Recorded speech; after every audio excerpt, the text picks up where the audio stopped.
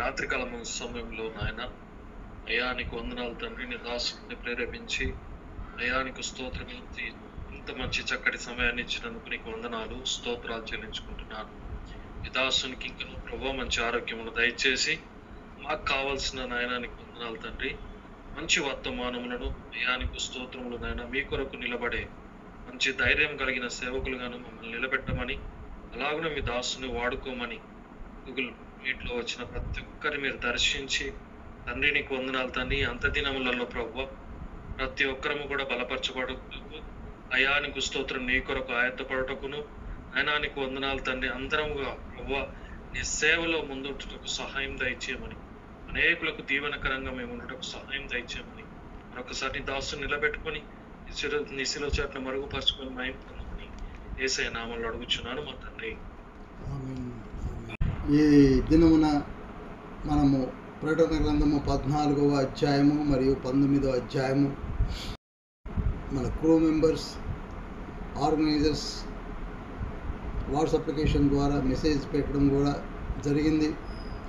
మీరందరూ చదివి ఉంటారని నేను ప్రభువును మహింపరుస్తూ ఈ దిన అంశము ప్రకటన గ్రంథము 14వ అధ్యాయాన్ని ధ్యానించుట. ముఖ్యముగా ప్రకటన గ్రంథం 1వ అధ్యాయం 3వ వచనాన్ని ఒకసారి చదువుదామా? 1:3. సమయం సమీపించినది గనుక ఈ ప్రవచన వాక్యములు చదువువాడును వాటిని విని ఇందులో వ్రాయబడిన సంగతులను గైకొను వారును ధన్యులు. ఈ మాటలను నేను ఎప్పుడు జ్ఞాపకం చేసుకుంటూ ఉంటాను. సమయం సమీపించినది, ఎండ్ డేస్లోనికి వచ్చేసాం,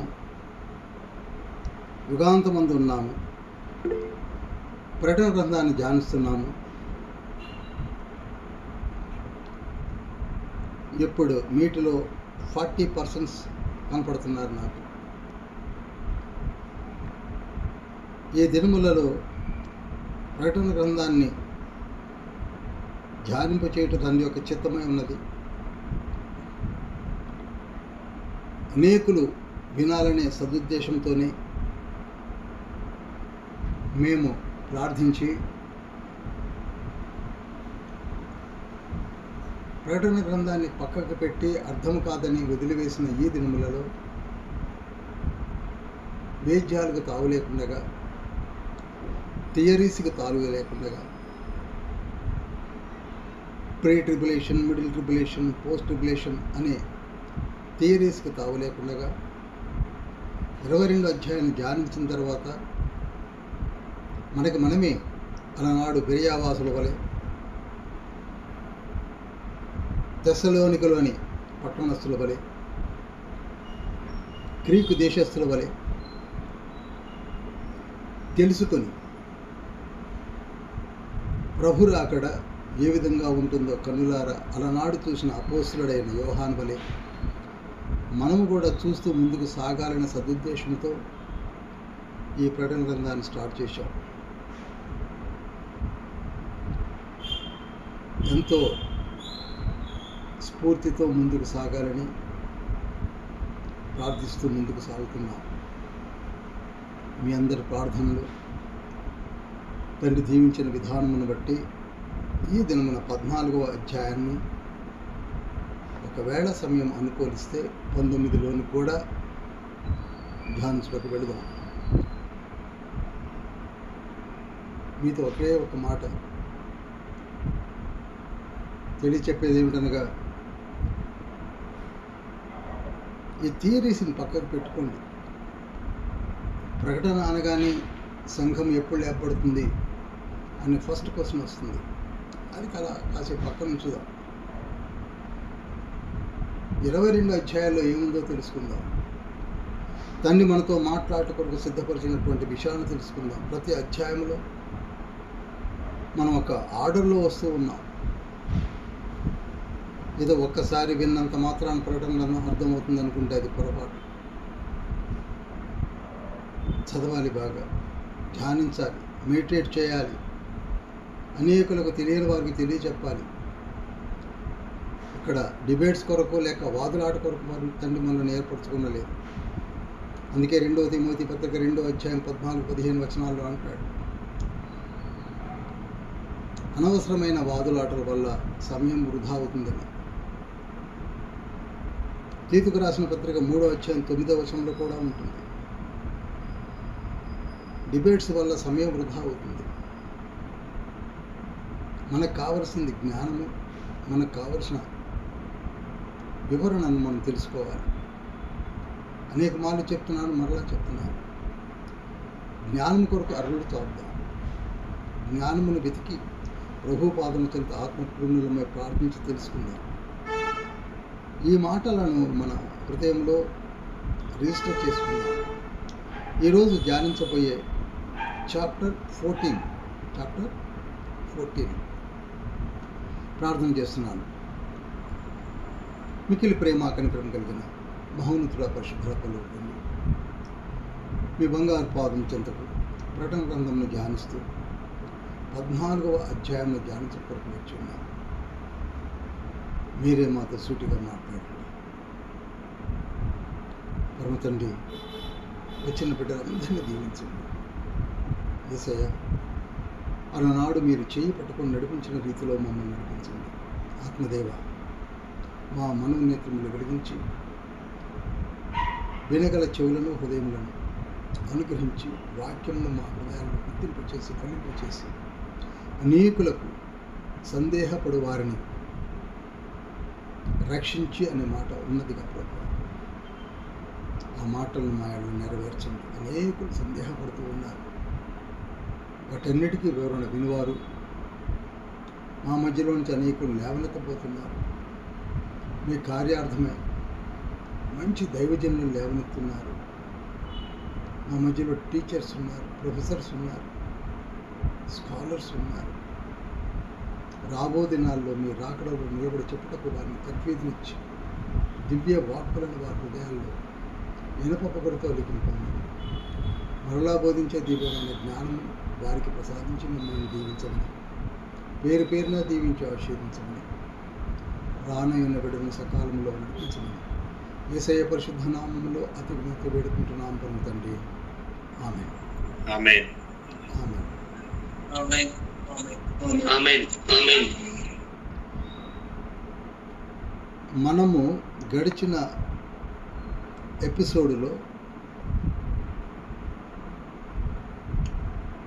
ప్రభువు యూదుల ప్రార్థన ఆలకించి వారి మొర ఆలకించి మధ్యాకాశమునకు ఏ విధంగా వచ్చాడో మనం ధ్యానించాం. దీనిని చాలా వరకు దైవజనులు పెద్దలు బహిరంగ రాకడా అంటారు. ఎందుకనగా యూదులు బహిరంగంగానే ప్రార్థన చేస్తున్నారు. సియోను కొండ ఎదురుగా వెనుక యాంటీక్రైస్ట్ సైన్యము, ముందు కొండ ఉండడము, మధ్యలో వారు చేసే ప్రార్థన ఆక్రందన మొర విని ప్రభువు బాహాటముగా రావడం మనం చూశాం.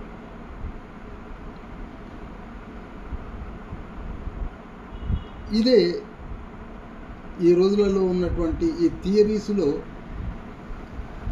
రెండిటిని నమ్మేవాళ్ళు ఎక్కువగానే ఉన్నారు. రహస్యంగా వస్తారని చెప్పేవాళ్ళే బహిరంగంగా కూడా వస్తారని చెప్తారు. ఎందుకనగా ఒకసారి రహస్యంగా వచ్చి తీసుకొని వెళ్ళిపోయాడు, ఇక అంతే అని ఆగరు. ఖచ్చితంగా రెండోసారి వస్తాడన్న మాటను వాళ్ళు ఒప్పుకుంటారు. కనుక దాదాపుగా రహస్య రాకడా బహిరంగ రాకడా కలదని చెప్పుకుంటూ ఉంటారు.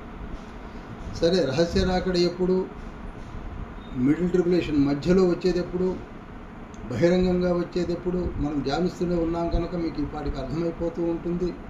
ఇంకా ముందు ఇంకా అర్థమవుతుంది.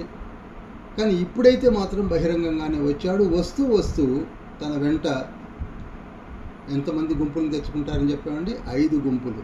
ఒక గుంపు 1,44,000 మంది.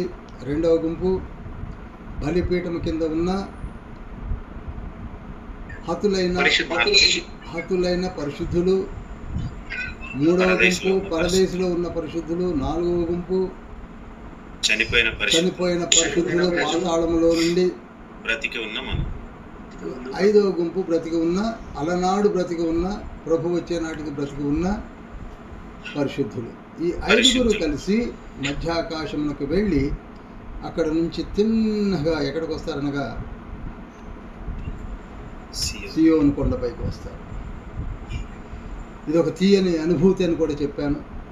ఒక్కసారి పరకాయ చేస్తే అద్భుతమైనటువంటి దేవుని కార్యాలను మనం చూడబోతున్నాం. ఇవన్నిటినీ చాలా వరకు నమ్మటం లేదు కొందరేమో ఏదో చందమామ కథల్లాగా, బొమ్మరిల్లు కథల్లాగా అనుకుంటున్నారు.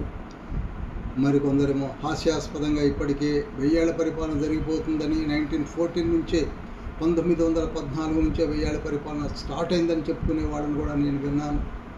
బూరలు ఊదేశారని చెప్పారు, పాత్రలు కొమ్మరించాయని చెప్పారు, ఏవేవో చెప్పుకుంటున్నారు. నేననేది ఏమిటంటే, ఇప్పుడు మనము ధ్యానించే విధానమును బట్టి అవి కొమ్మరించబడ్డాయా?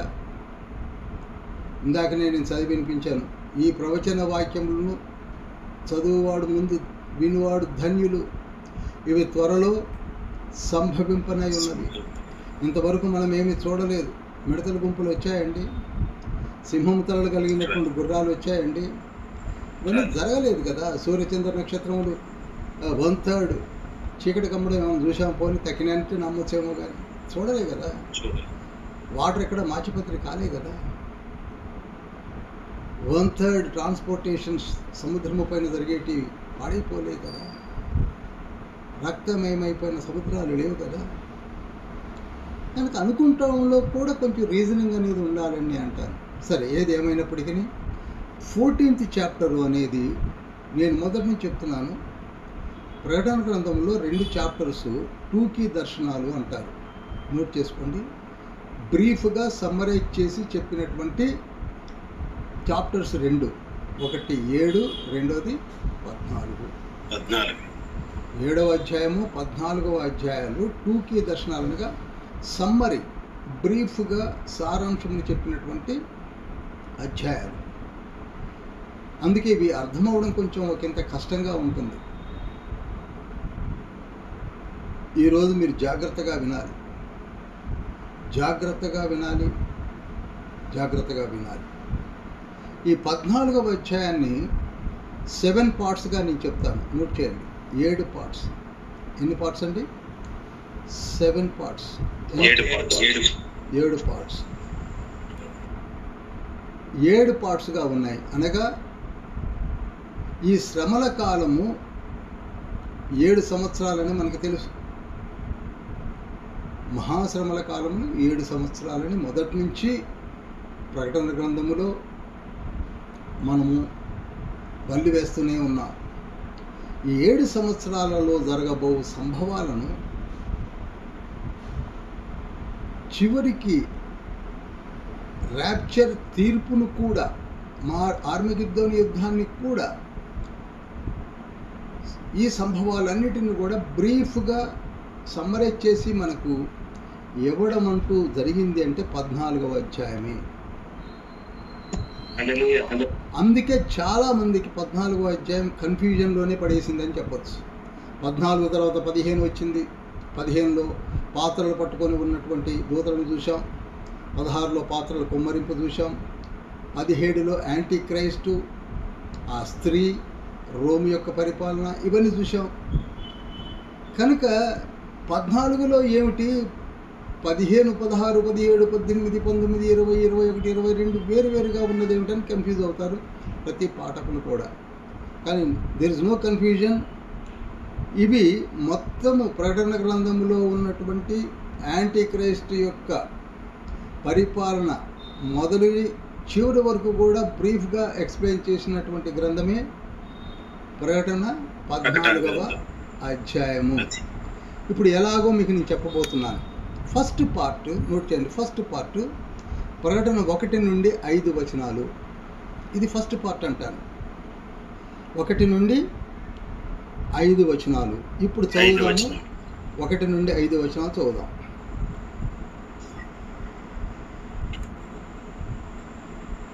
మరియు నేను చూడగా, ఇదిగో, ఆ గొర్రె పిల్ల సియోను పర్వతము మీద నిలవబడి ఉండెను.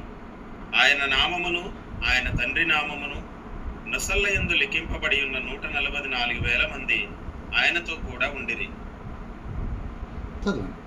మరియు విస్తారమైన జలముల ధ్వనితోనూ గొప్ప ఉరుము ధ్వనితోనూ సమానమైన ఒక శబ్దము పరలోకంలో నుండి రాగా వింటిని.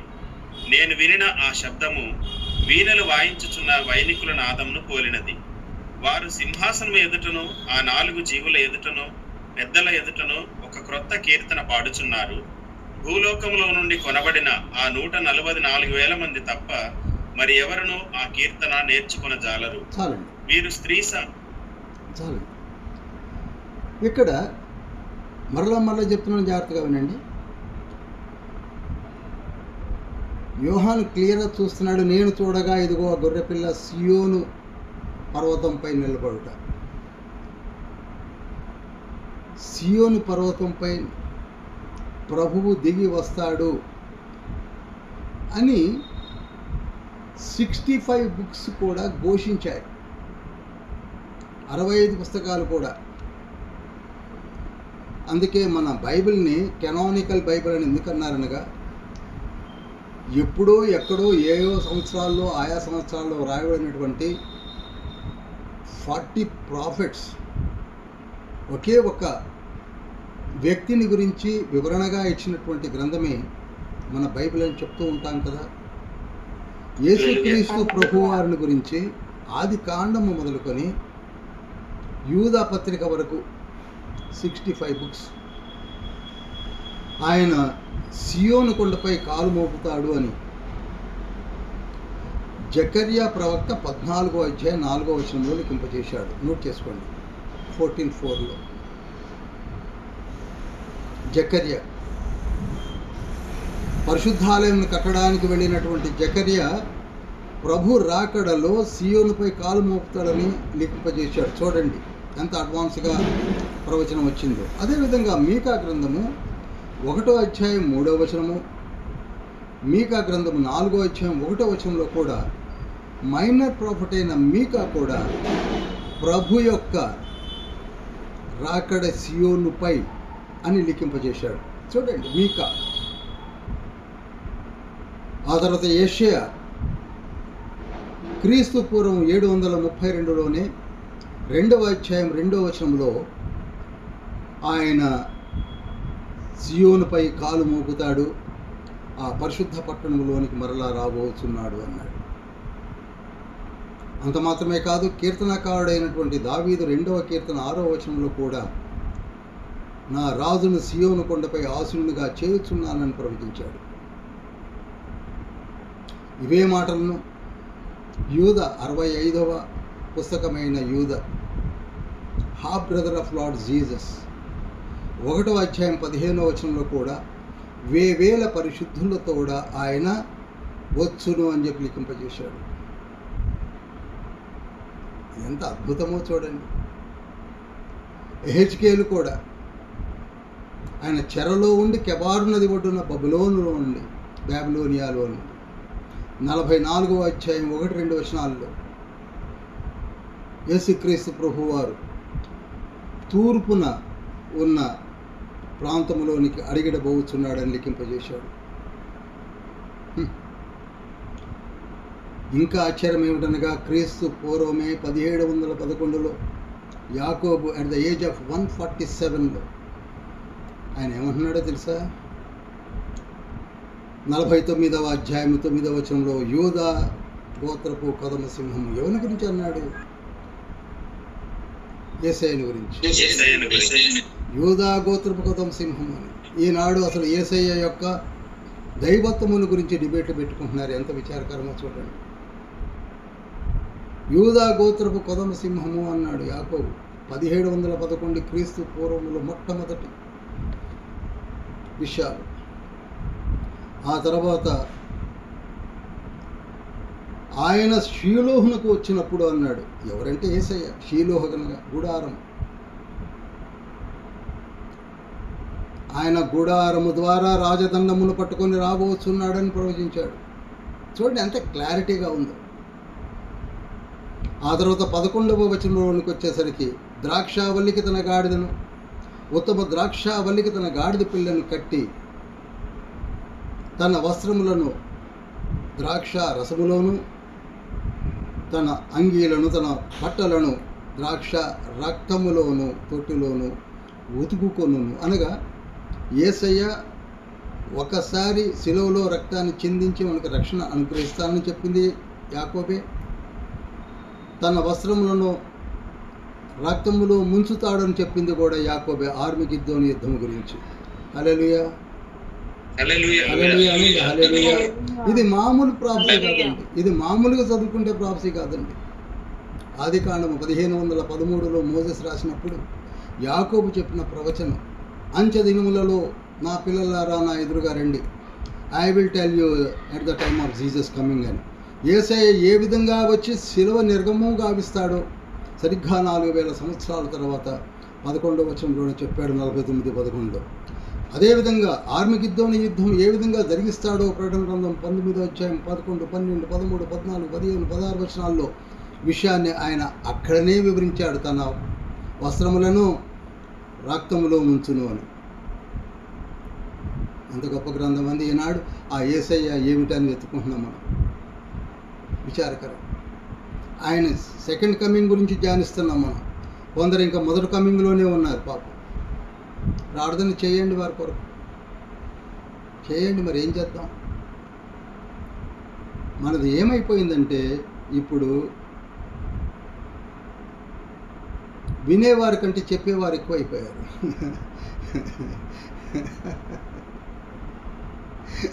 వినేవారు ఏ 10 మంది ఉంటే చెప్పేవారు 100 మంది ఉన్నారు.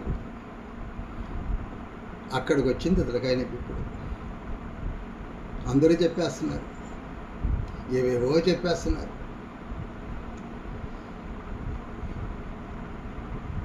గొర్రెపిల్ల సియోను కొండపై కాలు మోపడం చూశాను అన్నాడు. ఆ తర్వాత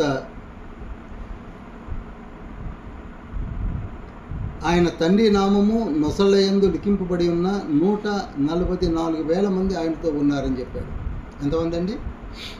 1,44,000 మంది. 1,44,000 మంది.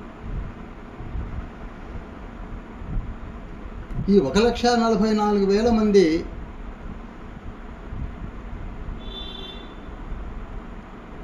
యేసయ్యతో గొర్రెపిల్లతో ఉండడం చూశామని చెప్పడము, లిఖించబడ్డము జరిగింది.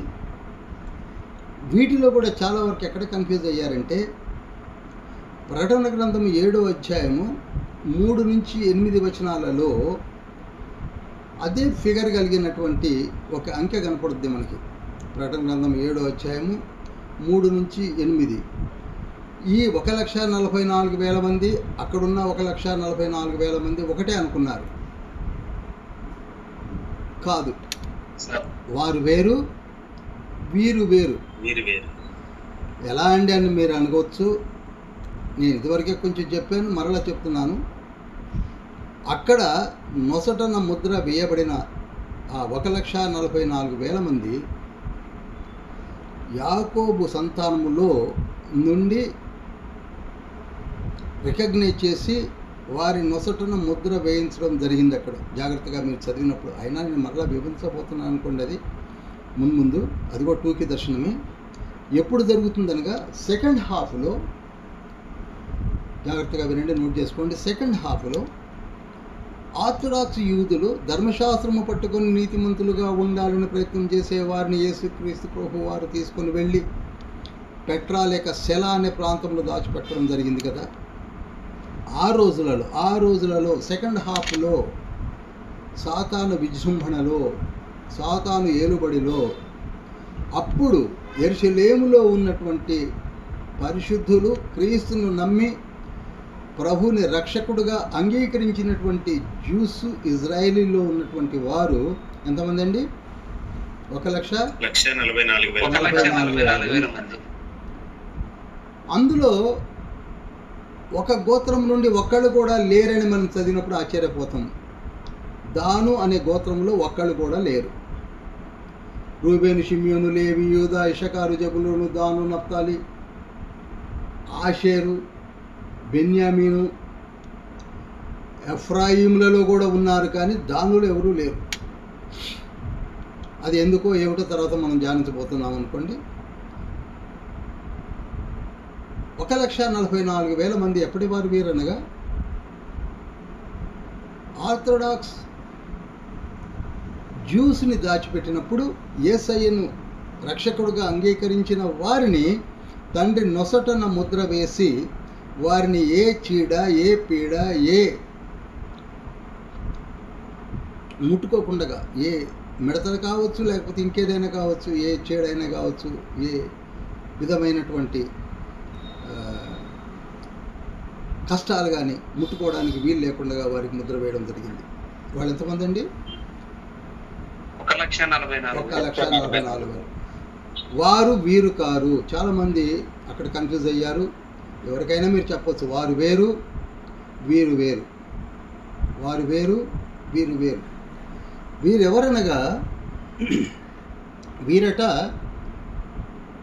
ఎక్కడైనా మనకి లేఖనం చెప్తుంది, సింహాసనం ఎదుట, ఎప్పుడు కూడా దేవుని సింహాసనం ఎదుట అనగా మనము ప్రకటన గ్రంథం 4వ అధ్యాయం ధ్యానించాం చూసారా? 4వ అధ్యాయం 5వ వచనంలో దేవుని సింహాసనాన్ని మనం ఇనఫ్గా ధ్యానించామే. అక్కడ ఎప్పుడు కూడా సింహాసనం ఎదుట, 4 జీవుల ఎదుట, పెద్దల ఎదుట ఒక కొత్త కీర్తన పాడేవారు వీళ్ళు. ఇక్కడ పాడుచున్నారు అన్నారు, పాడుచున్నారు అనే కంటే పాడేవారు అనడం కరెక్ట్. అది కొంచెము ట్రాన్స్లేషన్ ఎర్రర్. పాడుచున్నారు కాదు, అప్పుడు పాడేవాళ్ళు ఇప్పుడు ఇక్కడ ఉన్నారని చెప్తుంది లేఖనం. కనుక ఈ 1,44,000 మంది ఎక్కడ ఏం చేసేవారండి? ఎప్పుడు సింహాసనం ఎదుట, జీవుల ఎదుట, పెద్దల ఎదుట ఒక కొత్త కీర్తన వాళ్ళు పాడేవారు. వీరు భూలోకములో నుండి కొనబడిన ఆ 144,000 మంది తప్ప మరి ఎవ్వరు కూడా ఆ కీర్తన పాడలేరు. ఇది బాగా అండర్లైన్ చేయండి. పరలోకంలో ఉండనండి, మోషే కీర్తనలు పాడేవాళ్ళు ఉన్నారు, ఇంకా వేరే కీర్తనలు పాడేవాళ్ళు ఉన్నారు. ఏ కీర్తనలైనా పాడతారు, కానీ ఆ 1,44,000 మంది పాడే కీర్తన మాత్రం ఎవరూ పాడలేరట, వాళ్ళు తప్ప. అది వాళ్ళకే సొంతము, వాళ్ళే పాడతారు, వాళ్ళే పాడతారు, వాళ్ళే పాడతారు. కీర్తన 33:3, కీర్తన 43, కీర్తన 96:1, కీర్తన 88:1, కీర్తన 144:9, కీర్తన 149:1, యెషయా 42:10. ఇవన్నీ రిఫరెన్స్లు ఇస్తున్నాను, రికార్డ్ అవుతుంది కనుక తర్వాత మీరు చూడండి. ఇవన్నీ కూడా కొత్త కీర్తనను నేర్చుకుని పాడే వారి యొక్క స్థితిగతులు ఎలా ఉంటాయో తండ్రి ముందుగానే లిఖింపజేశాడు. హల్లెలూయా. మనము పాట పాడడానికే నోరు మెదపము. పరిశుద్ధాలయంలోకి వెళ్ళినా గమ్మును కూర్చునే వాళ్ళని చాలామందిని చూశాను. పాటలు వచ్చి పాడమని అనౌన్స్ చేసినా పాడని వాళ్ళే ఎక్కువగా కనపడుతూ ఉంటారు. ఇక్కడ గాత్రం కాదు కావలసింది, మనసారా ఆత్మతో పాడేవారు కావాలి తండ్రికి. అది కావాలి, అది ఇక్కడ జరుగుతుంది. ఇక వీరికి ఈ 1,44,000 మందికి ఒక 5 చక్కటి గుణాలను వివరించాడు తండ్రి. వాటిని నేను చెప్తున్నాను, నోట్ చేయండి. 5 గుణాలు.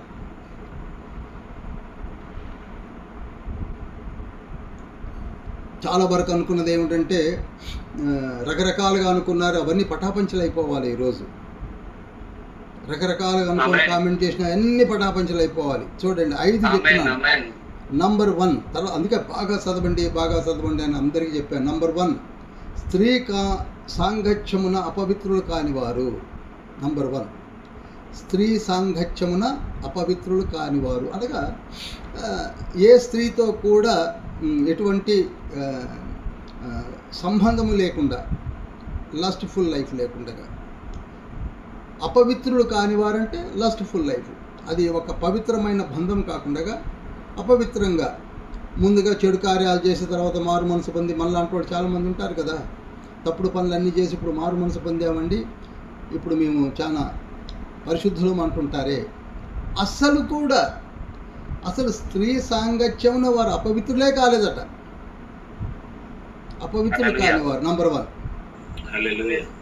ఇక్కడ దీన్ని కూడా చాలామంది ఏమని చెప్పుకున్నారంటే, ఏముందండి స్త్రీ సాంగత్యం అనగా ఫిగరేటివ్గా యూజ్ చేయడం జరిగింది. మరి ఎక్కువగా మనకి రాజుల కాలంలో, చరిత్రల కాలంలో అన్య దేవతలకు మొక్కిన వారిని కూడా వ్యభిచారం కిందనే తీసుకొని చెప్పడం కూడా మనం చదివాం కదా అని అంటారు. అది వేరు, ఇది వేరు. స్త్రీ సాంగత్యమున అపవిత్రులు కాని వారు అంటే విగ్రహాలకు మొక్కని వారు, విగ్రహాన్ని వదిలివేసిన వారితో పోల్చుకోవడం అనేది ఒకంత తొందరపాటే తప్ప అది కానే కాదు. అందుకే రెండవ మాట కూడా తండ్రి ఎలా కీగా ఇచ్చాడంటే, స్త్రీ సాంగత్యము ఎరగని వారు. చూసారా, అపవిత్రత కాకపోవడం అనేది వేరు, అన్నీ తెలిసి చేయకపోకుండా ఉండడం అనేది వేరు. అసలు స్త్రీ సాంగత్యమే ఎరగరట వీళ్ళు. They don't know. స్త్రీ వైపుకే చూడనటువంటి స్థితి వాళ్ళది. స్త్రీ వైపే చూడరు, అదేమిటో తెలియదు. నంబర్ 1 ఏంటంటే స్త్రీ సాంగత్యమున అపవిత్రులు కానివారైతే, రెండవది ఏంటంటే, రెండవది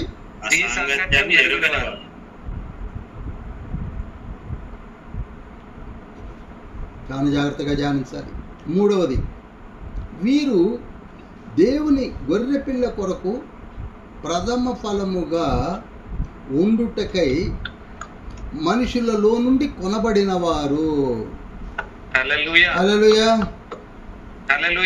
ఇది చూడండి, వీరు అనగా 1,44,000 మంది దేవుని గొర్రెపిల్ల కొరకు అనగా యేసుక్రీస్తు ప్రభు వారి కొరకు ప్రథమ ఫలముగా అనగా మొట్టమొదటిగా ప్రథమ ఫలముగా ఉండుట కొరకై మనుషులలో నుండి కొనబడిన వారు. మనుషులలో నుండి కొనబడిన వారు. హల్లెలూయా.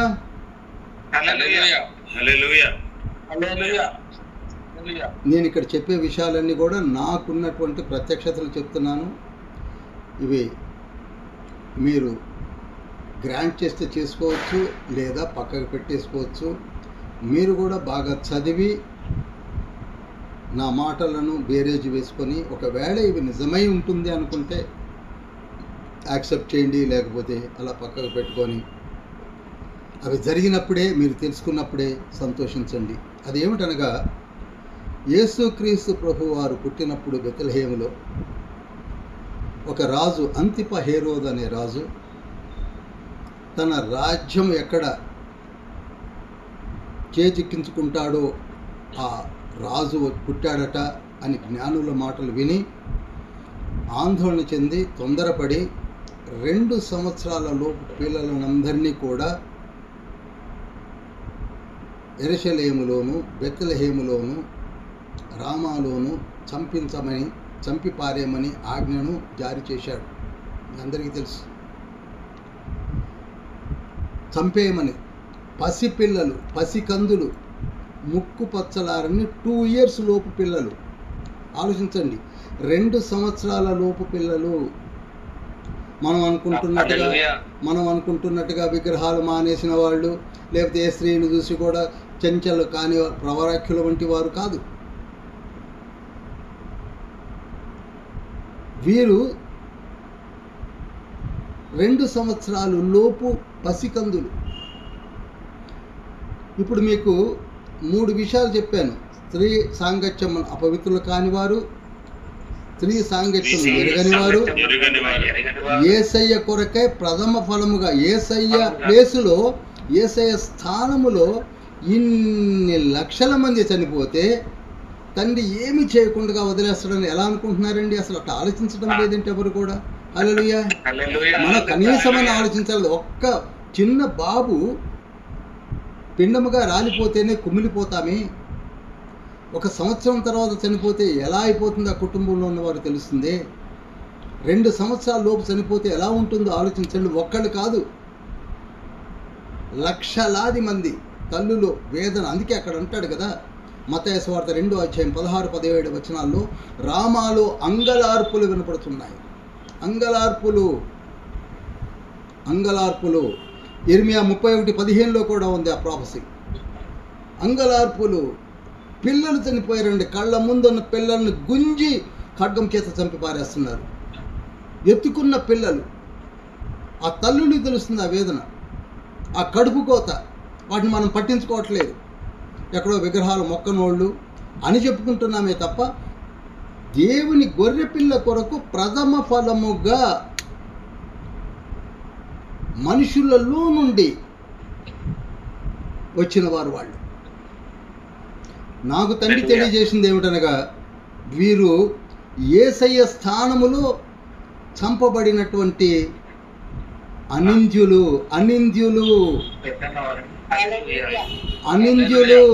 చంటి పిల్లలు, 2 సంవత్సరాల లోపు ఉన్న పిల్లలందరూ, తల్లులందరూ ఆలోచించండి, మీకు బాగా అర్థమవుతుంది.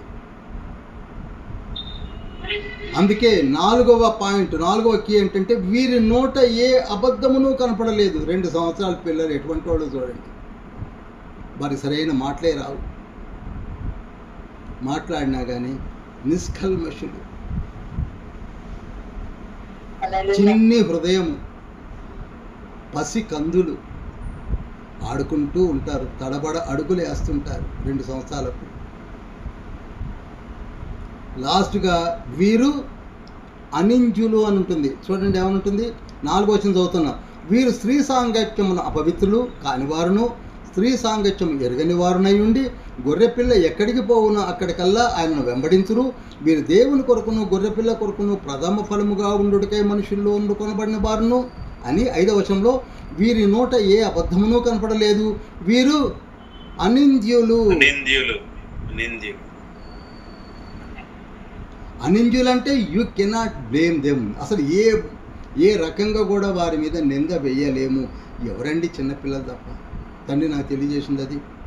వీళ్ళారా, వీళ్ళని తండ్రి అందుకే వీరిని మొట్టమొదటగానే ఏ తీర్పు లేదు, ఏమి లేదు, డైరెక్ట్గా యేసయ్య పరలోకంలోనికి వెళ్ళిన వెంటనే వీరినందరినీ కూడా తీసుకొని వచ్చి తన ఎదుటిగా నిలబెట్టుకొని, వారు 30 ఏళ్ల వయసులో ఉంటారు. ఎప్పుడు చెప్తుంటాను, వారందరూ ఎలా ఉంటారో మీకు నేను లాస్ట్లో చెప్తాను. వారు అక్కడ నిలబడి కొత్త కీర్తన ఎప్పుడు పాడుతూ ఉంటారు. యేసయ్య ముందు, దేవుని ముందు, వాక్యమైన దేవుని ముందు, గొర్రెపిల్ల ముందు. వారిని పట్టుకొని మనం ఏవేవో విగ్రహాలకి మొక్కని వాళ్ళండి, వారు తప్ప మారు మనసు పొందిన వాళ్ళు, మారు మనసు పొందకపోతే అబద్ధం వాళ్ళేదా? ఎప్పుడు వాళ్ళు వారి నోట ఏ అబద్ధమును కనపడలేదంటే ఎప్పుడు అబద్ధం ఆడకుండానే ఉన్నారా? అసలు ఇంత దాకేందుకు? ఇప్పుడు మారు మనసు పొందిన మనము ఇంకా పరిపూర్ణతలోనికి ఎదగక మునుపు ఎన్ని కథలు చేస్తున్నామో మన అందరికీ తెలుసు. పరిపూర్ణతలోనికే మనం రాలేకపోతున్నాం. అంతఃకరణ శుద్ధిగా ఎలా ఉంటున్నామో మనకు తెలియదా? కొందరు అన్మ్యూట్ లో ఉన్నారు, ప్లీజ్ చూసుకొని అది మ్యూట్ చేయండి. అన్మ్యూట్లో ఉన్నవాళ్ళు దయచేసి మ్యూట్లోకి వెళ్ళండి. దయచేసి గమనించండి, ఈ 5 కీస్ ద్వారా వీరిని నేను ఎవరని చెప్తున్నాను? యేసుక్రీస్తు ప్రభువుల వారి కొరకై బెత్లెహేములోను చుట్టుపక్కల యెరూషలేములో 2 సంవత్సరాల లోపు చనిపోయినటువంటి లక్షలాది పసికందుల యొక్క ప్రథమ ఫలమే ఈనాడు 1,44,000 మంది. అందుకే వీరు ఏమనుందో తెలుసా? గొర్రెపిల్ల ఎక్కడికి పోవునో అక్కడికెల్లా ఆయనను వీరు వెంబడిస్తారు. Hallelujah. It's a great privilege given to them. మనకే ఇంత ప్రివిలేజ్ ఇస్తే ప్రభు కొరకే ప్రథమ ఫలముగా కనుపబడిన వారు. అందుకే గొర్రెపిల్ల ఎక్కడ కాలు మోపితే అక్కడ మొట్టమొదటిగా కనపడేది 1,44,000 మంది.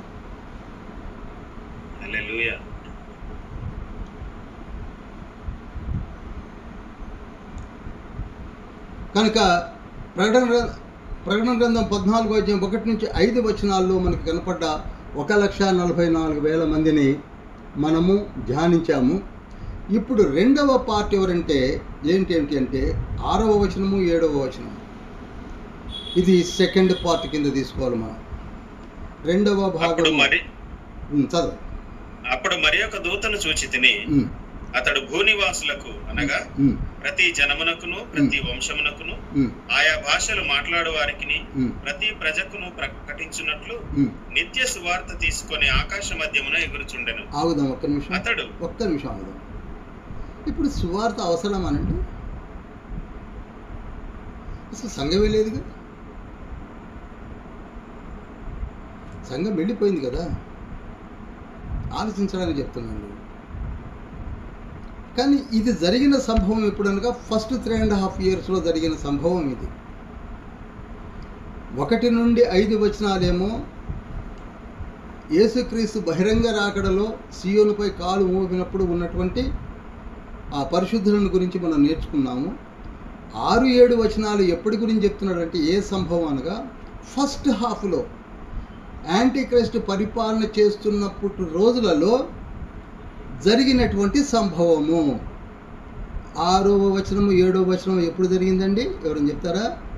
యాంటీక్రైస్ట్ చెప్పాలి, మళ్ళీ ఒకసారి చెప్పండి. యాంటీక్రైస్ట్ పరిపాలన చేస్తున్న మొదటి 3.5 సంవత్సరాలు జరిగే సంభవము కనుక ఒకవైపు మీకు తెలుసు, బోరలు ఊతా ఉన్నారు, మిడతలు వస్తూ ఉన్నాయి, సింహం తలిగిన వాళ్ళు వస్తున్నారు. ఆ రోజులలో ఆ పరిస్థితులలో ఈ పరిశుద్ధులు వాక్యము ఒకవైపు బోధిస్తున్నప్పటికీ మరి ఒక వైపున ఒక దూత భూనివాసులకు అనగా ప్రతి జనమునకు, చూసారా, ప్రతి జనమునకు, మనకి సెకండ్ హాఫ్లోకి వచ్చేసరికి అన్యులకు లేదు ఎంట్రీ.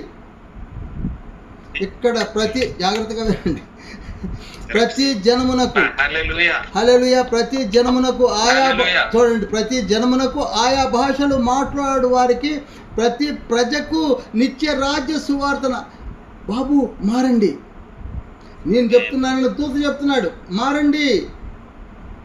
మారండి, బ్యూటిఫుల్ ఆపర్చునిటీ. 7వ దూత బూర ఊదాడు, మీకు గేట్లు క్లోజ్ అయిపోతాయి. మారండి. చూడండి ఎన్ని అవకాశాలు ఇస్తున్నాడు. మనం ఏమని చెప్పుకుంటున్నామంటే అప్పుడు ఎవరు ఉండరు కదా అనుకుంటున్నాం.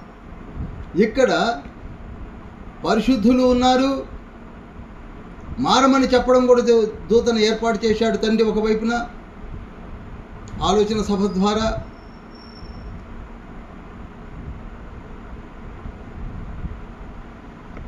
ఏడవ వచనం చూడండి, అతడు మీరు దేవునికి భయపడి ఆయనను మహిమపరచండి. చూసారా, ఎవరండి అతడంటే? ఎవరు? దూత. ఎవరండి? దూత. చూడండి, జాగ్రత్తగా చూడండి. నా వైపు 2-3 కనపడుతున్నారు నాకు. ఒక సందీప్ను సురేష్ తప్ప ఎవరు కనపడలేదు. ఇది దండం పెట్టి ప్రకటన అయిపోయినా కనపడదు, నాకు తెలుసు. అది అయిపోయింది, అలా అయిపోయింది. ఏం చేయాలి? 2 కనపడుతున్నారు. ఇందులో ఒక సురేష్ గారు మాట్లాడుతున్నారు. టెక్నాలజీ ఎవరు రారు కూడా. మరి అదేమిటో, ఇది జూమ్లోకి వచ్చినప్పుడు కనీసం కనపడాలి కదా 5 అని చెప్తున్నాను. ఎంతో లీడింగ్లో చెప్దామని. ఏం చేస్తాంలేండి, ఏం చేద్దాం. చూడండి, మీరు దేవునికి భయపడండి, యాంటీక్రైస్ట్ కాదు సుమా. ఇక్కడ అని చెప్పేది అది యాంటీక్రైస్ట్ పరిపాలన. మీరు దేవునికి భయపడండి, యాంటీక్రైస్ట్ కాదు, ప్రతిమకు కాదు, 666 ముద్ర వేయించుకోవాలనే భయానికి కాదు, ఇంకా దేనికి కాదు, ఏ మిలిటరీకి కాదు. చూడండి, మీరు దేవునికి భయపడండి, ఆయనను మహిమపరచండి. ఆయన తీర్చు గడియ వచ్చెను కనుక ఆకాశమును భూమిని సముద్రమును జలధారణను కలగజేసిన వానికే నమస్కారం చేయండి, కానీ ఇంకా ఎవరికీ చేయకండి అని చెప్తున్నాడు. హల్లెలూయా, హల్లెలూయా, హల్లెలూయా, హల్లెలూయా. 6-7 వచనాలు బాగా చదవండి, మీకు అర్థమవుతుంది. ఇది కేవలం ఒక దూత వచ్చి ఇంకా మారు మనసు పొందండి. ఒకవైపు వారు ఏం చేసినా మీకు అవసరం లేదు, భయపడకండి, ప్రతిమను చూసి భయపడకండి, యాంటీక్రైస్ట్ యొక్క మాయ ఇంద్రజాల మహిమలను చూసి భయపడకండి, దేవునికే భయపడండి. ఎందుకనగా తీర్పు ఇంకా బహు దగ్గరలో ఉన్నది. అందులో కడబూర ఊదగానే ఎంట్రీ క్లోజ్ అవబోతుంది. ఎవరికి? ఆయా భాషలో మాట్లాడు అన్య జనాంగమునకు, జెనటైల్స్కి. కనుక మారు మనసు పొందండి అని చెప్పడమే 6-7. This is second part of the 14th chapter. ఇది అర్థమైంది అనుకుంటున్నాను. ఇక 8వ వచనం. వేరొక దూత అనగా 2వ దూత తన వెంబడి వచ్చి మహోద్రేకంతో కూడిన తన వ్యభిచార మద్యమును సమస్త జనములకు త్రాగించిన ఈ మహాబబులోను కూలిపోయెను అని చెప్పాను. చాలు, చూసారా, ఈ సంభవము ఆల్రెడీ జరిగిపోయింది. 18th chapter మొన్ననే మనం ధ్యానించాం. జరిగిపోయిన విషయాన్ని ఫస్ట్ 3.5 ఇయర్స్లో జరిగిన విషయాల్ని కూడా ఇక్కడ మనము 6-7 వచనాల్లో ధ్యానించాం. ఇప్పుడు 8వ వచనం కూడా బబులోనుకు తీర్పు జరిగింది, అది కూలిపోయాను.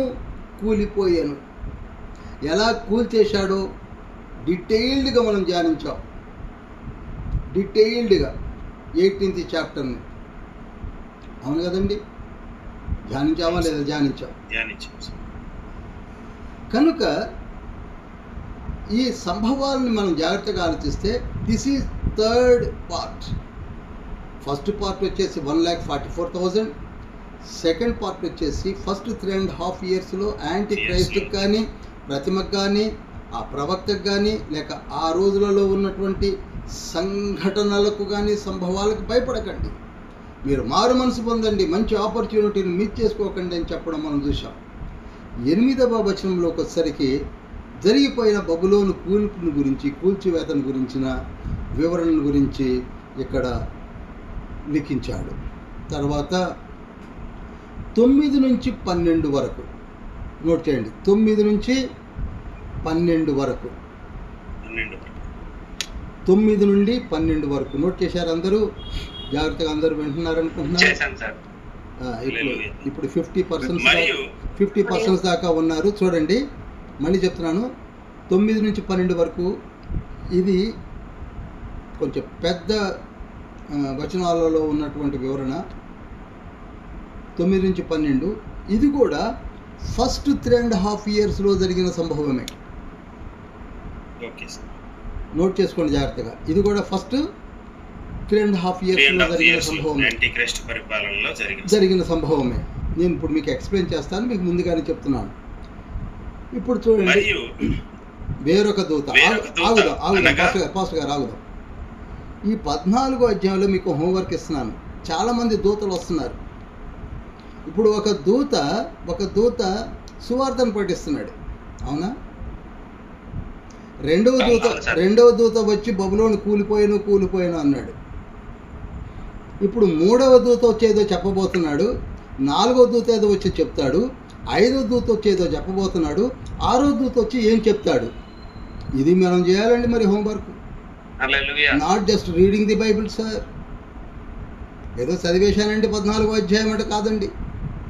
ఒక 14వ అధ్యాయాన్ని ఒక 4 రోజులు చదివిన తప్పలేదండి. దీనిలోనే కంప్లీట్ ప్రకటన ఉందండి. ఇంతవరకు చదివింది ఒక ఎత్తు, 14వ అధ్యాయమే ఒక ఎత్తు అండి. ఇక్కడ అంత మాత్రమే కాక శబ్దాలు వింటాడండి. ఇక్కడ ఒక శబ్దం ఎక్కడి నుండో రాగా, ఒక శబ్దం ఇంకొక నుంచి రాగా, ఒక శబ్దం ఇంకెక్కడి నుంచో రావడం, ఇంకొక శబ్దం ఎక్కడి నుంచో రావడం. నేను మొదటి నుంచి చెప్తున్నాను, ఇవన్నీ ధ్యానిస్తేనే ప్రకటన గ్రంథం. అంతేగాని జస్ట్ ర్యాప్చర్ ఎప్పుడు బ్రదర్ అని కూర్చోవడం కాదండి, ముందు ఇవి కావాలి. ఇప్పుడు 9 నుంచి 12 చదవగా విందాం. మరియు వేరొక దూత అనగా మూడవ దూత వీరి వెంబడి వచ్చి గొప్ప స్వరంతో ఇలాగ చెప్పాను, ఆ క్రూర మృగమునకు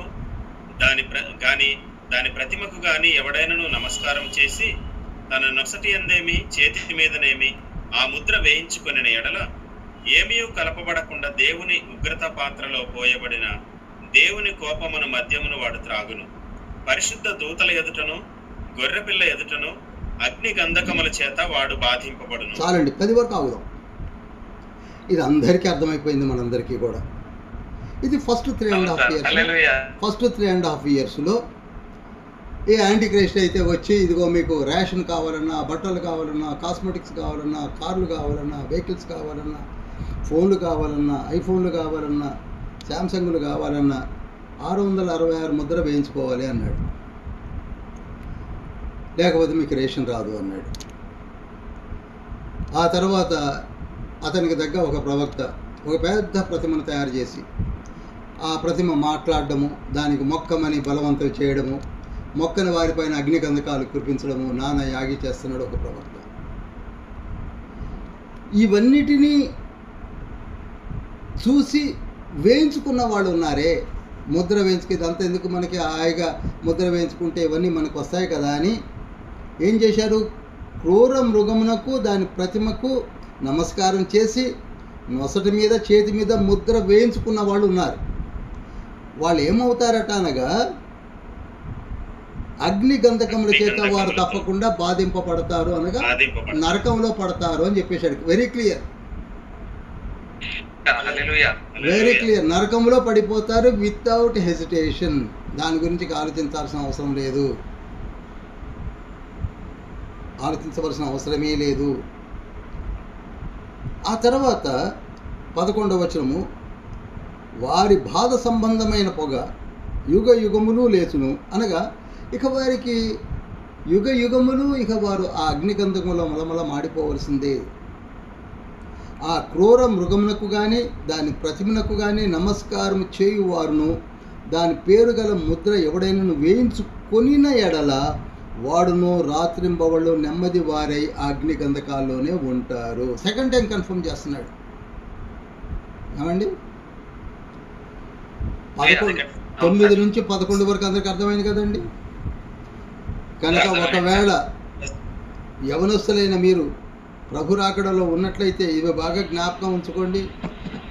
అలనాడు షడ్రక్ మెషక్ అబేద్నెగోల వలె మేము ఆ ముద్రలను కానీ ఆ నమస్కారాలు కానీ ఆ కొబ్బరికాయలు కానీ ఆ ఊదుబత్తీలు కానీ కొవ్వొత్తులు కానీ మాకు అవసరం లేదని నిలబడాలి. హల్లెలూయా. ఇక 12వ వచనం ఎంత సంతోషం అవుతుంది. 12వ వచనము, దేవుని ఆజ్ఞలను యేసును గూర్చిన విశ్వాసమును గైకొనుచున్న పరిశుద్ధుల ఓర్పు ఇందులో కనబడును. ఎక్కడున్నారండి వీళ్ళు? ఈ ఒక్క వాక్యాన్ని దయచేసి బాగా అండర్లైన్ చేసుకొని, ఈ ఒక్క వాక్యం నాకు చాలా ఇష్టం అండి. అండర్లైన్ చేసుకోండి. ఒకవైపు వేయించుకున్న వాళ్ళందరూ పోయి నరకంలో పడతారు, వేయించుకొనని వాళ్ళ యొక్క ఓర్పు కనపడుతుంది అంటున్నాడు. అర్థమైందండి అందరికీ? అందరికి అర్థమైందండి? అందరికీ అర్థం అవ్వాలి. ఎవరికైనా పాపం చెప్పుదాం, ఏముంది అందులో, మనం కూడా పెడితే వెళ్ళిపోతుంది, వేరే విషయం. ఇక్కడ చూడండి, దేవుని ఆజ్ఞలను యేసును గూర్చిన విశ్వాసమును గైకొనుచున్న పరిశుద్ధుల ఓర్పు ఇందులో కనపడును. అబ్బా, ఏ మాటలండి, అద్భుతమైన మాటలండి. వేయించుకున్న వాళ్ళు వేయించుకున్నారు, పోయి నరకంలో పడ్డారు. కానీ ఇంకా వేయించుకొనని వాళ్ళ యొక్క ఓర్పు, పరిశుద్ధుల యొక్క ఓర్పు ఇక్కడ కనపడుతుంది అన్నాడు. ఇక ఇది నాలుగవ భాగముగా చదివాం. ఇక 5వ పార్టుగా 13వ వచనాన్ని ధ్యానించబోతున్నాం. అంతట ఇప్పటి నుండి ప్రభువునందు మృతునందు మృతులు ధన్యులని వ్రాయమని పరలోకము నుండి స్వరం చెప్పగా వింటిని. నిజమే, వారు తమ ప్రయాసములు మాని విశ్రాంతి పొందుదురు, వారి క్రియలు వారి వెంట పోవునని అప్పుడు చెప్పుచున్నాడు. చూడండి, శ్రమల కాలములో, జాగ్రత్తగా వినండి మాటల్ని, కన్ఫ్యూజన్ కాకండి. శ్రమల కాలములో అనగా అంచవారములో అనగా 7 సంవత్సరాలలో కోట్లాది మంది చనిపోతారు.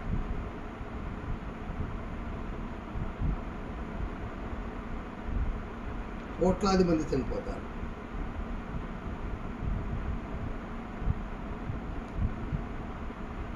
కొందరు యాంటీక్రైస్ట్ చేతితో చనిపోయే వాళ్ళు కూడా ఉన్నారు. మనం 13వ అధ్యాయంలోనే చెప్పాను. మరికొందరు ప్రభు యొక్క లెక్క స్పెషల్ డ్రైవ్లో తీసుకోవడానికి చనిపోయే వాళ్ళు ఉంటారు. అయినప్పటికీ ఇక్కడ ఏమంటున్నాడంటే, ఇప్పటి నుండి 7 సంవత్సరాలు మృతునందు మృతులు, ప్రభువునందు మృతులు ధన్యులు. ఏ రకంగా చనిపోయినా ప్రభువునందు చనిపోయేవారు ఎవరైనా ఉన్నట్లయితే వారు ఎవరండి? ధన్యులు. చెప్పండి, అందరూ కూడా చెప్పండి, ధన్యులు. దీన్ని మనలో ఎవరైనా చనిపోతే ఆ చనిపోయిన దినమునకు ఖచ్చితంగా ఈ 14, 13 ఈ లేఖనాన్ని మనం ఖచ్చితంగా రాసుకొని స్మరణలోకి తెచ్చుకుంటాం. ఏమనగా, ప్రభువునందు మృతులు ధన్యులు అని పరలోకం నుండి ఒక స్వరము చెప్పగా వింటిని అన్నాడు. ఇప్పుడు చూడండి, పరలోకం నుంచి స్వరం వస్తుంది. ఒకవైపు దూతలను చూస్తున్నాడు, మరొక వైపు పరలోకం నుండి స్వరం వింటున్నాడు. వారి క్రియలు వారి ప్రయాసములు మాని విశ్రాంతి పొందుతారు అని చెప్తున్నాడు. కనుక మన మరణం ఎలా ఉన్నా ప్రభునందు ఉంటే ధన్యత కలిగి ఉన్నాము అన్న సంగతిని మర్చిపోవద్దర్రా అని 13వ వచనంలో చెప్తున్నాడు. హల్లెలూయా. ఈనాడైనా సరే మనలో నాలాంటి వృద్ధులు ఉన్నారు, చనిపోవచ్చు. కానీ చనిపోయే నాటికి నువ్వు మారు మనసు పొంది బాప్తిస్మం తీసుకొని ప్రభువునందు మరణించినట్టే మృతి నొందినట్లయితే ధన్యుడవు. ఎందుకనగా మనమందరం కూడా స్పెషల్ డ్రైవ్లోకి వెళ్ళిపోతున్నాం. ప్రభు రాకడలో మనం ఉంటాం కదా, ప్రభు రాకడలో మనం ఉంటామండి. 5 గుంపుల్లో మనం ఒక గుంపు, మర్చిపోకండి.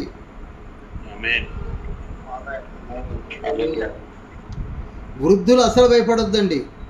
నేను నా ఏజ్ గ్రూప్ వాళ్ళకి మళ్ళీ చెప్తున్నాను, don't worry about your age. హ్యాపీగా ఉండండి. ఎప్పుడు చనిపోయినా పర్వాలేదు, నో ప్రాబ్లం. అందుకే పౌలు గారు అన్నారు కదా, ఫిలిప్పీ పత్రిక 1వ అధ్యాయం 23, 21, 23 వచనాలు అన్నాడు కదా, నాకే భయం లేదన్నాడు. అలానే మనకే భయం లేదు. ఎందుకనగా మనము మృతి నిందిత తండ్రి దగ్గర ఉంటాం. ఆయన మన ఇష్టం కాదు కదా, తండ్రి ఎవరిని పిలుచుకోవాలో ఆయన పిలిచేసుకుంటాడు. ఎప్పుడు ఎలా పిలవాలో తండ్రి చూసుకుంటాడు. అది దానికి మరణానికి there is no age bar అవన్నీ లేవు. కనుక ఇప్పుడు 14-15 వచనాలు చదువుదామా. మరియు నేను చూడగా ఇదిగో తెల్లని మేఘము కనబడెను.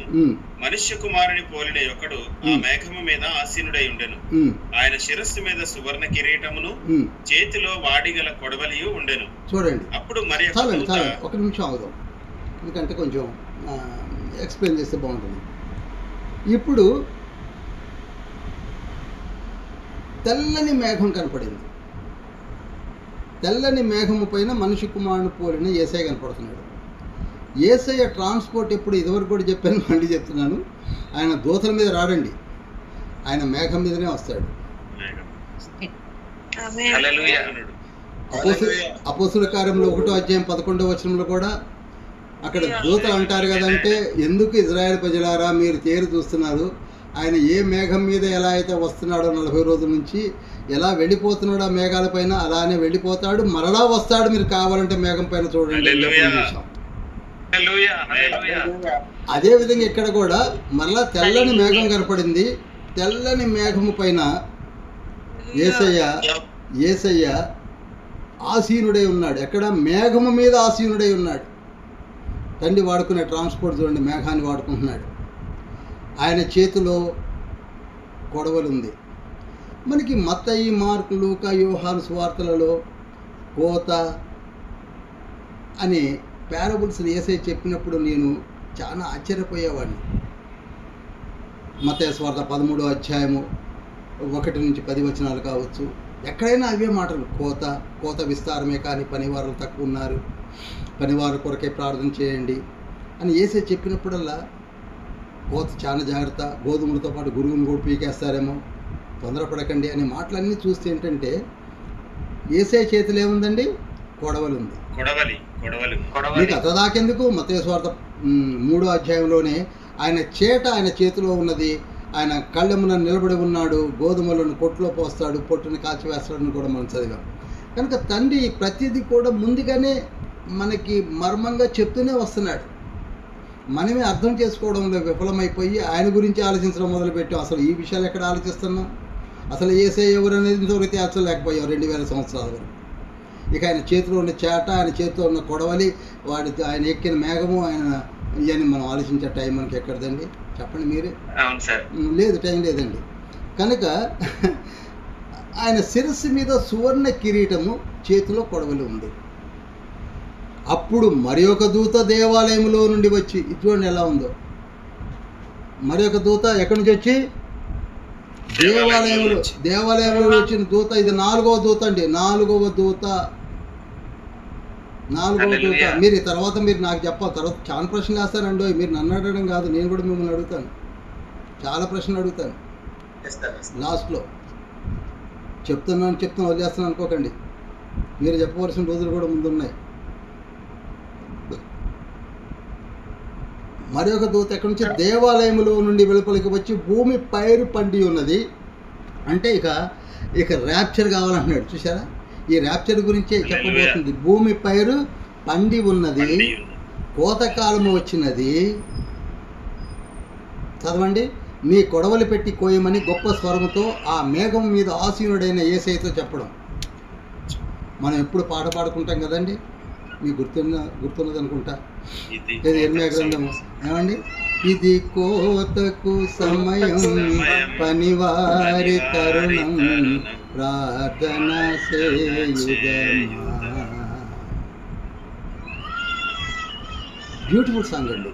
సంఘమ మౌనము దాచకుమా, కోసేటి పనిలోన పాల్గొందుమా. ఎక్కడండి సంఘం ఎప్పుడు పోదామని ఆలోచిస్తున్నాం? ఎక్కడ పాల్గొనేటట్టు ఉన్నాం మనం? ఎవరిని వెలిగించేట్టు ఉన్నాం? ఎవరికి చెప్పేట్టుగా ఉన్నాం? మనమే ఫంక్లో ఉన్నాం, మనమే భయపడుతున్నాం. కానీ తండ్రి అంటున్నాడు, సంఘమా మౌనము దాచుకొని.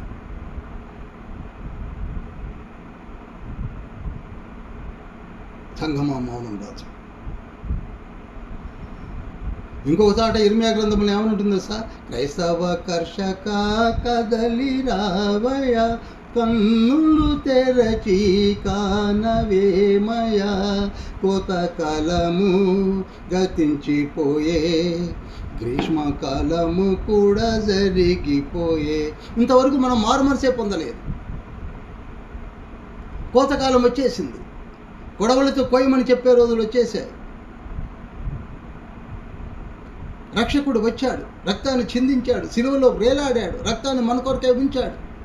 If you are having faith or belief, నా పైన మీకు నమ్మకం ఉన్నట్లయితే విశ్వాసముతో నా యొద్దకు రండి, నేను మిమ్మల్ని రక్షించుకుంటానని చెప్పాడు కదా. 1 యోహాను పత్రిక 1వ అధ్యాయం 7వ వచనం 9వ వచనం, రోమిల్ రాష్ట్ర పత్రిక 10వ అధ్యాయం 9వ వచనం, 12, 13 వచనాలు. మనం రాలేకపోతున్నాం.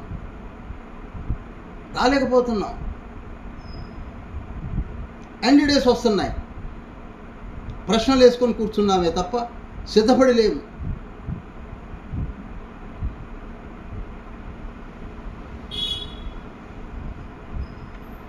పదహారవ వచనంలో చూడండి, మేఘం మీద ఆసీనుడైన యేసయ్య తన కొడవలిని భూమి మీద వేయగా భూమి పైరు కోయబడెను. ఆ కోయబడమే ర్యాప్చర్. పరిశుద్ధులందరూ వెళ్ళిపోతున్నారు, పాతాళంలో ఉన్న పరిశుద్ధులు వెళ్ళిపోతున్నారు.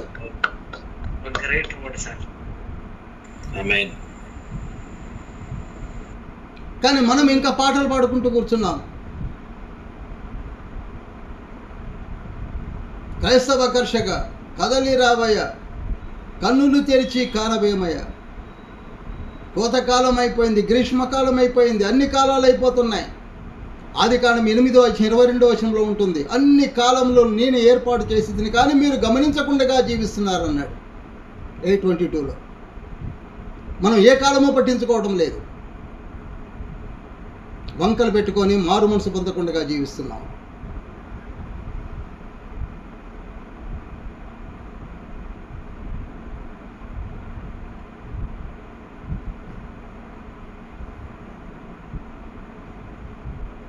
ఇప్పుడు 17 నుంచి 20 వరకు ఏమిటనగా ర్యాప్చర్ జరిగిపోతుంది, బహిరంగంగా ప్రభువు రావడము.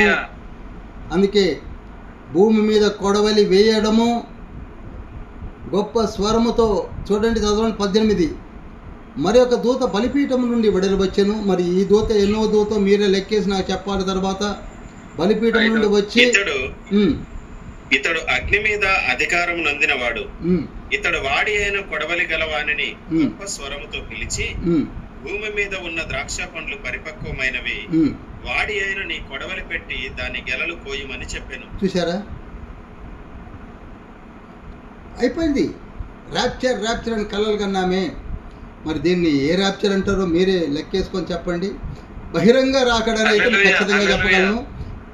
కోసి పారేయమంటున్నాడు, కోసేస్తున్నాడు. కోసేసిన తర్వాత ఇందులో 20వ వచనం చూడండి, 19 కాగా ఆ దూత తన కొడవలి భూమి మీద వేసి భూమి మీదనున్న ద్రాక్ష పండ్లను కోసి దేవుని కోపమును ద్రాక్షల పెద్ద తొట్టిలో వేసెను. ఆ ద్రాక్షల తొట్టి పట్టణంనకు వెలుపట త్రొక్కబడెను. 100 కోసుల దూరము గుర్రముల కళ్ళెము మట్టుకు ద్రాక్షల తొట్టిలో నుండి రక్తము ప్రవహించెను. అబ్బా, హల్లెలూయా. ఇక ఈ మాటలు చదువుతుంటే మనకు అసలు భయము వణుకు రావాలి. ఇది కొంచెం గ్రాంధికంగా ఉంది. మనకేమో సరిగ్గా ఇంగ్లీష్ మీడియం అని చెప్పుకుంటాం, తెలుగు అర్థం కాదు. తెలుగులో గ్రాంధికమైన పదాలు అసలు అర్థం కాదు. సరళమైన భాష అయితే కానీ అర్థం కాదు. ఆ సరళమైన భాష కూడా అర్థం కాని స్థితిలోకి వచ్చేసాం. ఇక్కడ చూడండి, 100 కోసులు అనగా దగ్గరగా 320 కిలోమీటర్లు అండి. నోట్ చేయండి, అది 100 కోసులు అనగా నేను క్యాల్కులేషన్ చేసింది 320 కిలోమీటర్స్ వరకు రక్తము ప్రవహించిందట తొక్కితే. అనగా ఇక్కడ కొత్తగూడెం నుండి సికింద్రాబాద్ వరకు రక్తము ప్రవహిస్తుంది.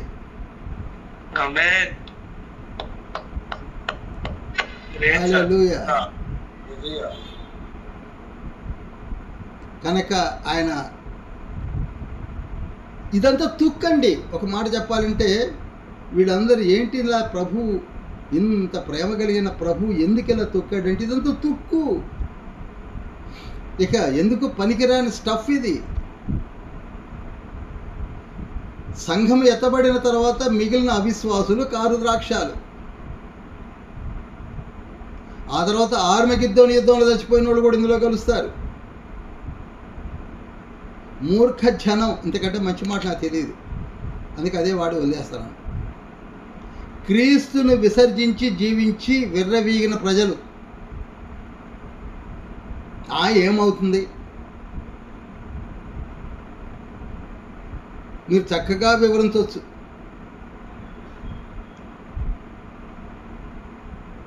కారు ద్రాక్షాలు అనగా మూర్ఖపు జనము. మీకు యెషయా 5వ అధ్యాయం 7-8 వచనాల్లో నేను మంచి ద్రాక్షాల కొరకు ఎదురు చూడగా కారు ద్రాక్షాలు కాసిను అని అన్నాడు, చూసారా? అది ఇక్కడ చెప్తున్నాడు తండ్రి. మనం అందరం కూడా కారు ద్రాక్షాలుగా మారిపోయి, అందుకే బలిష్ఠులు వంగుదురు, గర్విష్ఠులు వంగుదురు అంటే ఏదో కాళ్ళు చేతులను మనం సంతోషపట్టి చేతులు దులుపుకున్నాం.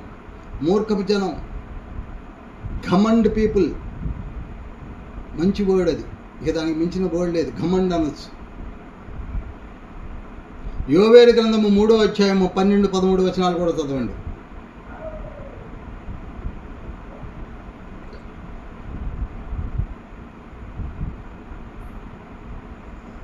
నలుదిక్కులనున్న అన్యజనులకు తీర్పు తీర్చుటకై నేను యెహోషాపాతు లోయలో ఆసీనుడు నగుదును. అన్యజనులు లేచి అచ్చటికి రావలెను.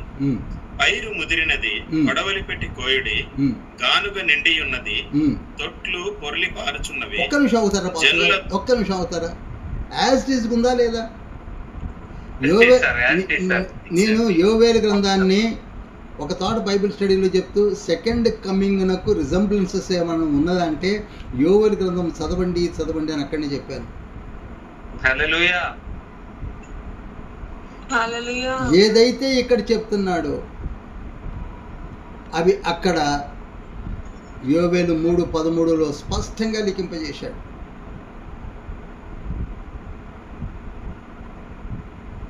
ఇంకా నేను వివరణగా చెప్తాను.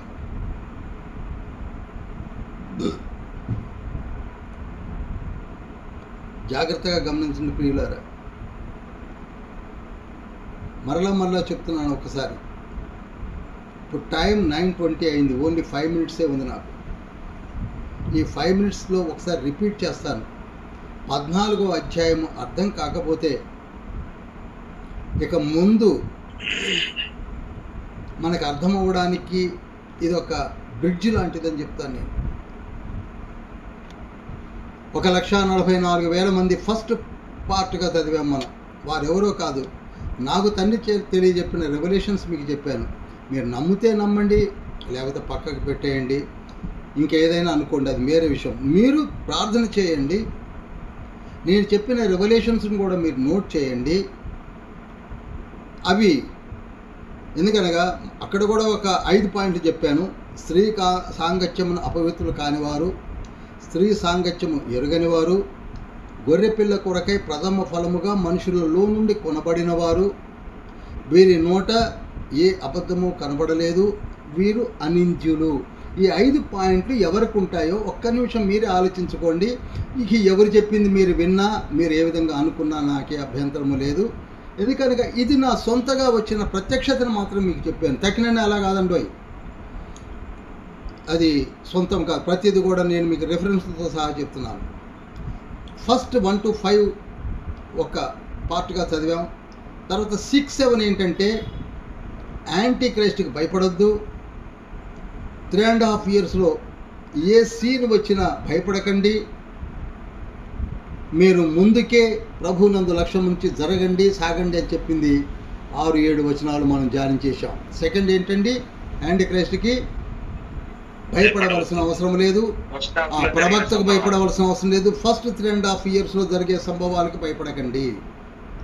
ఆ తర్వాత మూడవది ఏంటంటే 8వ వచనంలో బబులోను కూలిపోయాను అనేది మనము ఆల్రెడీ ఏ విధంగా కూలిపోయిందో మనం ధ్యానం చేశాము. ఆ తర్వాత 4వది ఏమిటంటే 9వ వచనం నుండి 12వ వచనం వరకు కూడా ఆ ముద్రలో వేయించుకున్న వారు నొసటన కానీ చేతి మీద కానీ ఆ ప్రతిమకు మొక్కని వారు కానీ ఎవరన్నా ఉంటే వారు ధన్యులు. మొక్కిన వారు యుగ యుగములు లేక్ ఆఫ్ ఫైర్లో, నరకములో, చాలా క్లియర్గా చదివాం మనం. క్రూర మృగమునకు మొక్కిన వారు, నమస్కారం చేసిన వారు, నెమ్మది లేని వారే రాత్రింబవళ్ళు ఆ లేక్ ఆఫ్ ఫైర్లో ఉంటారు. 9 నుంచి 12 వరకు. ఇక 13వ వచనంలోకి వచ్చేసరికి ప్రభునందు మృతులైన మృతులు ధన్యులు. ఎందుకనగా ఈ 7 years కాలంలో ఎవరు చనిపోయినా, ఏ విధంగా చనిపోయినా ధన్యులు, ధన్యులు, ధన్యులు. ఎందుకనగా వారు ఒకవేళ మొక్కినా, ముద్రలు వేయించుకున్నా లేక్ ఆఫ్ ఫైర్లో ఉంటారు. వాటితో సంబంధం లేదని అనన్య, అజర్య, మిషాయేలు వలె, దానియేలు వలె సింహము బోనే కానివ్వండి, లేక ఫైరే కానివ్వండి, మాకే సంబంధము లేదు, మా తండ్రి మాకున్నాడని ఎవరైతే ఉన్నారో వారు ధన్యులు, ధన్యులు, ధన్యులు, ధన్యులు అని చెప్పారు. తర్వాత 14-15 వచనాల్లోకి వచ్చేసరికి పైరు ముదిరింది, కొడవలు పట్టుకొని వచ్చి ఆ శిరస్సు మీద బంగారు కిరీటం పెట్టుకొని మేఘం మీద ఆసీనుడైన యేసయ్యను చూసి, ఇవి చదివా కన్నా యేసయ్య యొక్క క్యాలిబర్ అర్థం కావట్లేదండి. నాకు అదే అర్థం కావట్లేదు. అసలు యేసయ్య ఎవరనుకుంటున్నారు? నాకు నిజంగా అదే అనిపిస్తుంది. ఇంకా ఏదో ఆలోచించుకుంటూ ఏదో ముందట, మధ్యట, కాలమట, అదట, పరలోకానికంటే ముందు పుట్టాడా, పరలోకంలో పుట్టాడా, ఆయన కాలంలో పుట్టాడా, కాలం వెలుపల పుట్టాడా, కాలం లోపల పుట్టాడా, వీళ్ళ కాలాలు తెలిసినట్టు. సరే వదిలేయండి. కనుక ఆ యేసయ్య చేతిలో కొడవలుంది, యేసయ్య మేఘంపై ఉన్నాడు. ఇక ర్యాప్చర్ జరుగుతుంది. కారు ద్రాక్షాలు, ఆర్మిగిద్దన్ యుద్ధంలో సంహరించబడిన వారు, మూర్ఖపు జనం, క్రీస్తును విసర్జించిన ప్రజలు, సువార్తను నమ్మని వారు, దేవదేవుని దూషించిన వారు, వీరందరూ కూడా ఆ తొట్టిలో వేస్తే ఒక తొక్కుడు తొక్కితే 320 కిలోమీటర్ల వరకు రక్తము ప్రవహించింది అని రికార్డ్ చేశాడండి. హల్లెలూయా, హల్లెలూయా, హల్లెలూయా. సరిగ్గా సమయం కూడా 9:25 అయింది. మీ అందరికీ అర్థమైంది అనుకుంటున్నాను.